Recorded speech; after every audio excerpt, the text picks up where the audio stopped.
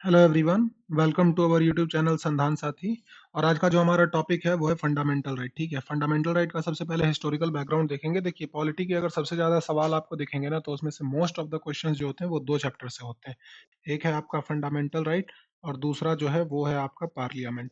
और ये दो टॉपिक को सिंसियरली अगर आप कर लेते हैं ना, मैं आपको लिख के दे सकता हूँ कि मोस्ट ऑफ द क्वेश्चंस पे आपका कमांड पॉलिटी पे हो जाएगा। ठीक है, और साथ ही साथ हम बहुत सारे पीवाईक्यूज भी करने वाले हैं साथ में, तो उसके थ्रू भी हम देखेंगे चीज़ों को। ठीक है, तो चलिए आज के लिए शुरू करते हैं आज का सेशन। चैनल को अगर आपने सब्सक्राइब नहीं किया तो कर सकते हैं, बाकी पढ़ाई पे ध्यान दीजिए क्योंकि एडीओ के लिए टाइम काफ़ी कम रह गया है। ठीक है, चलिए देखते हैं। सबसे पहली चीज़ जो है वो ये है कि फंडामेंटल राइट्स जो है इसका हिस्टोरिकल बैकग्राउंड क्या है। तो हिस्टोरिकल बैकग्राउंड ये है कि सबसे पहले ना नेहरू रिपोर्ट जो आई थी ना 1928 में, नेहरू रिपोर्ट आई थी 1928 में। और ये जो है साइमन कमीशन रिपोर्ट आई थी।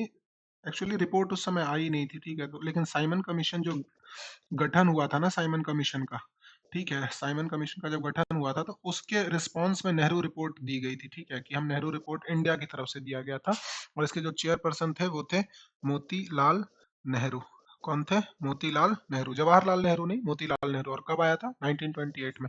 क्वेश्चंस में आपको दिख जाएगा कि मैच ऑफ द फॉलोइंग में कि नेहरू रिपोर्ट 1928, तो याद रखिएगा। ठीक है, तो नेहरू रिपोर्ट में सबसे पहली बार फंडामेंटल राइट का डिमांड किया गया था और फंडामेंटल राइट्स की बात भी की गई थी। ठीक है, नेहरू रिपोर्ट के अंदर। दूसरी बार जो है कराची सेशन जब हुआ, कराची सेशन हुआ था, कब हुआ था कराची सेशन? 1931 में। और इसके जो चेयरपर्सन थे वो थे सरदार पटेल। ठीक है, कौन थे?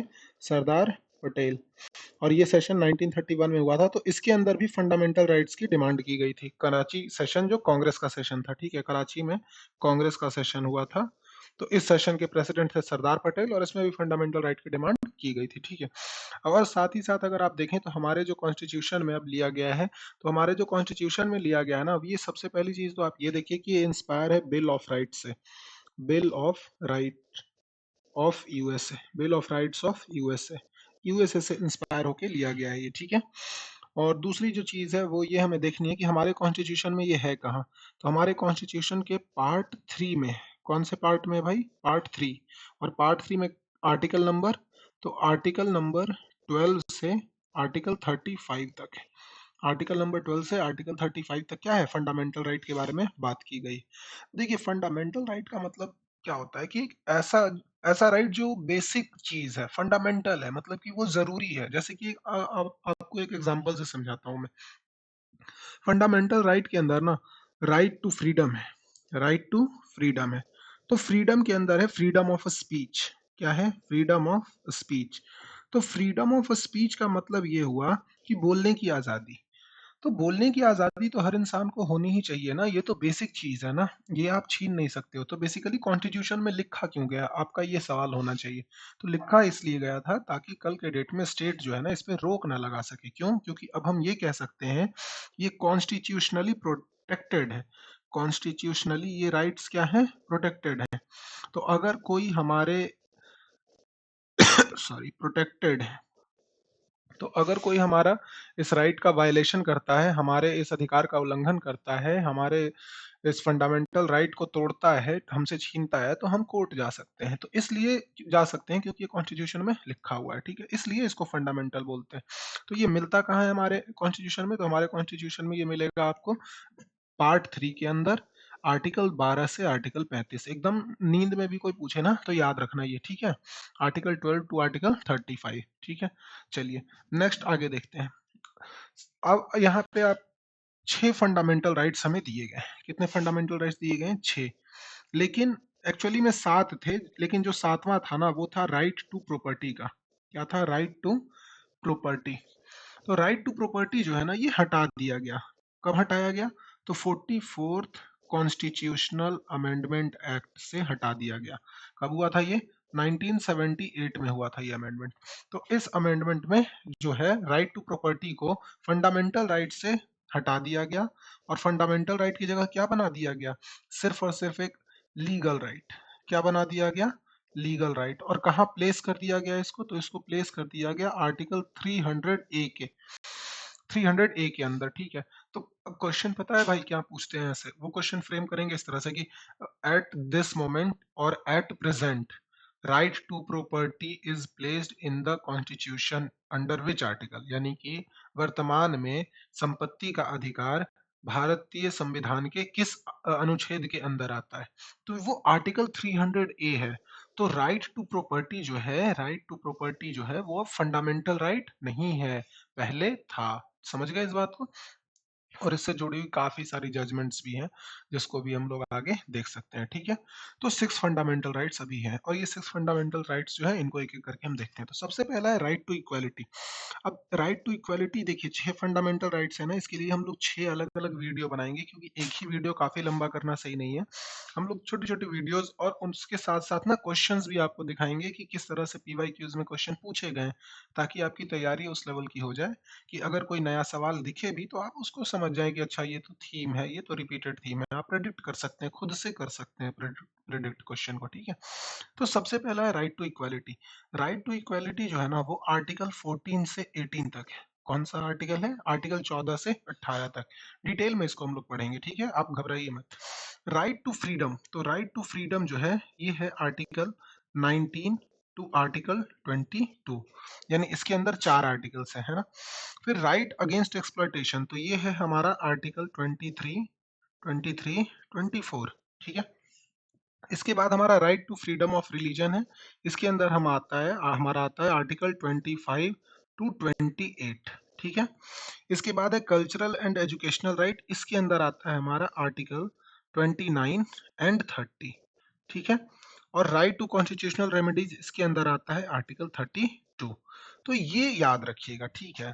इसी को हम लोग पार्ट वाइज करेंगे, जैसे हम जब राइट टू इक्वालिटी करेंगे ना, तो उसमें आर्टिकल 14, 15, 16, 17, 18 तीनों को, पांचों को देखेंगे। ठीक है, राइट टू फ्रीडम है तो 19, 20, 21, 22 चारों आर्टिकल्स को देखेंगे। ठीक है, उससे रिलेटेड क्वेश्चंस भी देखेंगे। तो आगे देखते हैं, ये 6 फंडामेंटल राइट्स हैं। ठीक है, अब इसी के बेसिस पे कुछ पीवाईक्यूज हैं, देखते हैं हम सॉल्व कर पाते हैं या नहीं इतनी सी नॉलेज से। ठीक है, जबकि ये हमारा सिर्फ और सिर्फ एक इंट्रोडक्टरी वीडियो है, सिर्फ इंट्रोडक्शन है फंडामेंटल राइट का, और कुछ नहीं है। ठीक है, तो देखते हैं। पहला सवाल है, which one of the following is correct?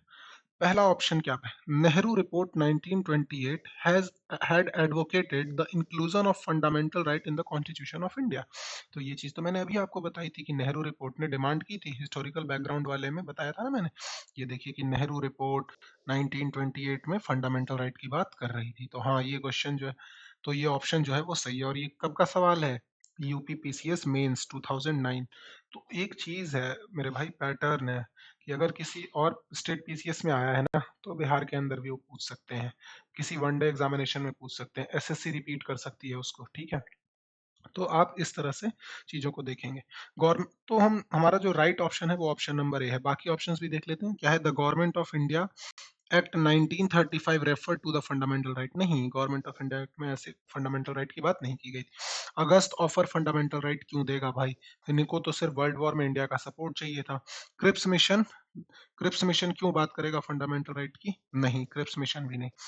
ठीक है, तो चलिए, ये हमारा आंसर है। इसका राइट आंसर क्या हो जाएगा? राइट आंसर हमारा हो जाएगा ऑप्शन नंबर ए। चलिए नेक्स्ट क्वेश्चन।